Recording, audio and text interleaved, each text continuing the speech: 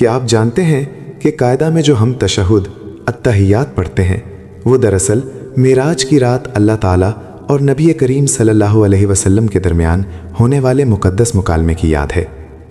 معراج کی رات کا وہ مقدس مکالمہ نبی کریم صلی اللہ علیہ وسلم نے عرض کیا، التحیات للہ والصلوات والطیبات، تمام قولی، فعلی اور مالی عبادتیں اللہ ہی کے لیے ہیں، یعنی اے اللہ میری زبان کی ہر حمد، میرے جسم کی ہر عبادت اور میرا دل و مال سب تیرے لیے ہے۔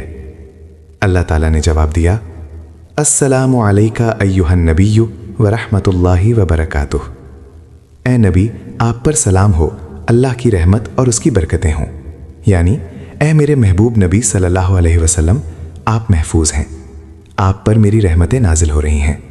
لاکھوں درود اس پیارے نبی کریم صلی اللہ علیہ وسلم پر جس نے امت کو بھی شامل کر لیا۔ السلام علینا وعلی عباد اللہ الصالحین، سلامتی ہو ہم پر اور اللہ کے نیک بندوں پر، یعنی اے اللہ یہ سلام صرف میرے لیے نہیں بلکہ میری پوری امت کے لیے ہو۔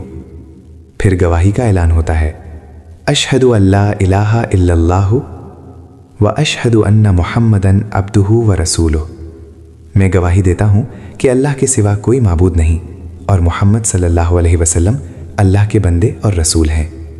یہ وہ لمحہ ہے جہاں ایمان زبان سے نکل کر دل میں اتر جاتا ہے۔ جب ہم نماز میں قاعدہ میں بیٹھ کر تشہد پڑھتے ہیں تو ہم معراج کے مکالمے کو دہرا رہے ہوتے ہیں، ہم نبی صلی اللہ علیہ وسلم کے الفاظ اپنی زبان پر لا رہے ہوتے ہیں اور ہم خود کو اس مقدس مجلس کا حصہ بنا لیتے ہیں۔ اسی لیے علماء فرماتے ہیں نماز مومن کی معراج ہے۔ جب بندہ قاعدہ میں بیٹھ کر التحیات پڑھتا ہے تو زمین پر بیٹھا ہوتا ہے، مگر اس کے الفاظ آسمانوں کی مجلس میں گونج رہے ہوتے ہیں۔ اب آپ جب بھی قاعدہ میں بیٹھیں تو التحیات پڑھتے ہوئے صرف اس کے ترجمے کو یاد رکھیں، آپ دنیا کو بھول جائیں گے۔